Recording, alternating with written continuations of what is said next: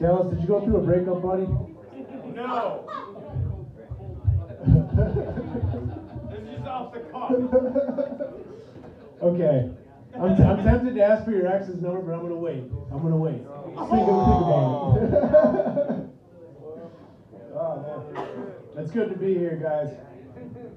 I don't recognize a lot of you guys. I've been here before, but it's been a little while. I've seen you before, man. I appreciated that set. Are there any, Chad, are you a Taylor Swift fan? I'm more of an Aquarius. Aquarius? Are there any Taylor Swift fans in the crowd?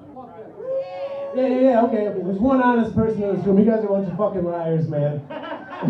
Everybody, a bunch of closet Swifties. I see you over there, man. I see you. I don't consider myself a Swiftie, but I definitely, she's an incredible songwriter. Come on, right? You can't lie about that.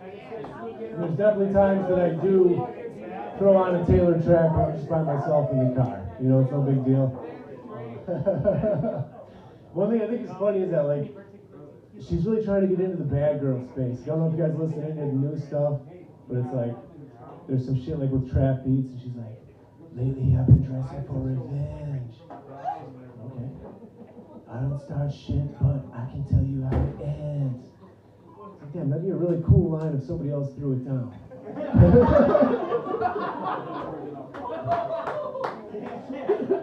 And then she has her first F-bomb on her 7th record, but she drops it like somebody that just really isn't comfortable dropping an F-bomb, you know? I apologize for my Taylor Swift impression, but I gotta do it.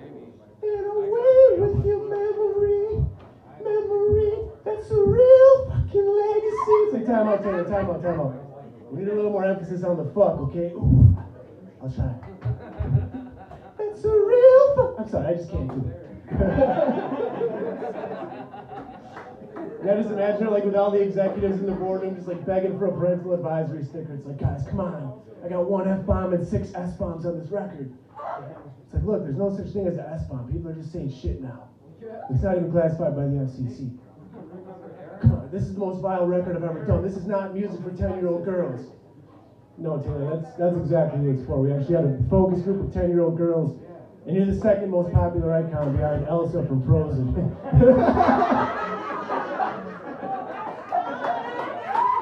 Is anybody here a parent of a young girl? Anybody? Isn't it insane how, you don't notice if they're your parents of a young girl. Elsa's fucking everywhere, dude. You cannot buy a child garment without Elsa on there. But anyway, and then the album cover, it's just a lo-fi picture of Taylor sparking a lighter, presumably to smoke something. It's what the fuck does Taylor Swift smoke? You know?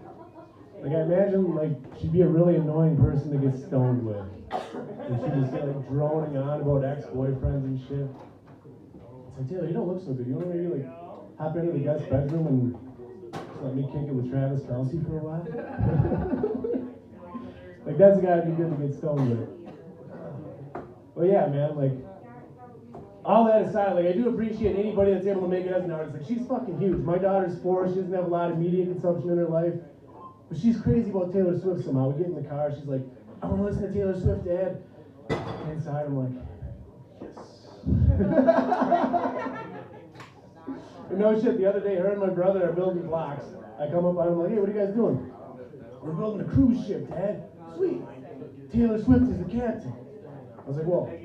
I'm okay with Taylor being the captain, but she's got to pass the drug screening first, man. She's in that bad girl space now. Can't be taking chances on that shit. But, honestly, anybody that makes it as an artist, I do respect. So I've been trying to do that for a while. It's a fucking grind. I don't know how serious any of you guys are. Being a struggling musician is one thing. That's cool, you know? I'm trying to be a writer. It's really cool to be a struggling musician. To be an unemployed writer is not that cool. So yeah, what do you do, man? I'm a writer. Yeah? Anybody pay you? Well, when I get discovered, they will.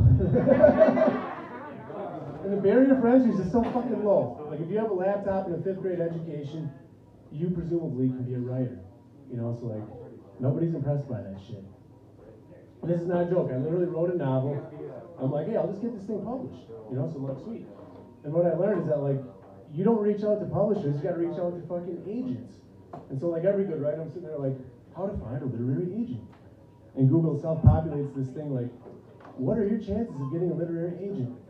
I'm like, don't click it, man. You don't want to know. I click it. 1 in 6,000. Oh no. What? But everything on the internet's dramatic, dude. I literally, I started taking vitamin D to fend off my seasonal depression.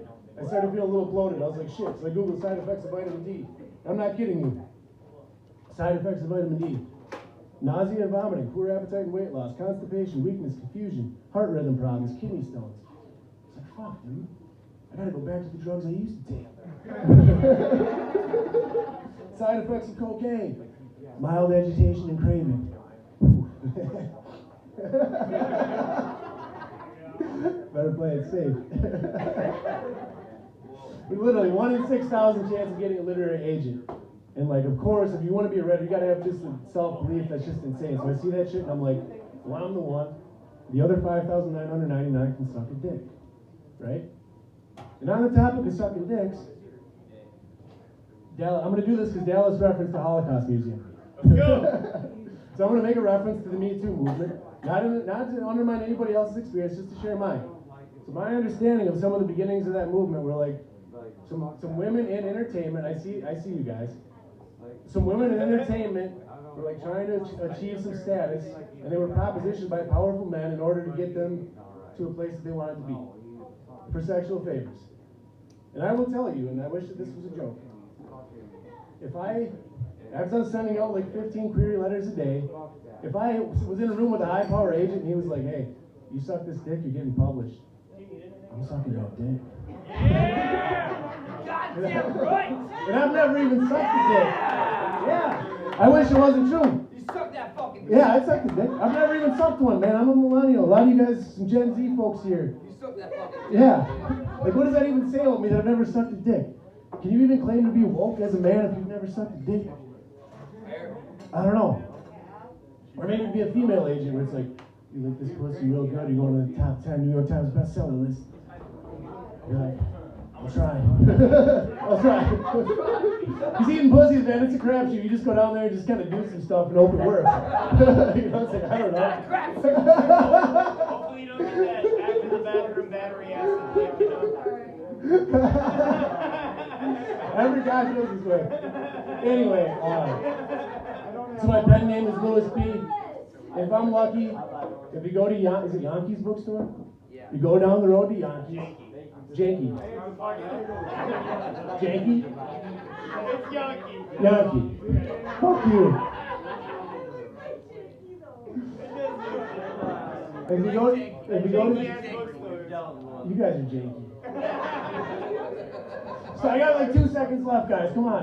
I'm dying up here. You go to Janky's bookstore, there's a 1 in 6,000 chance you'll see my novel. And if I get a female agent, probably 1 in 3,000. And if I get a male agent, that's 1 in 1, baby. I'm sucking that dick.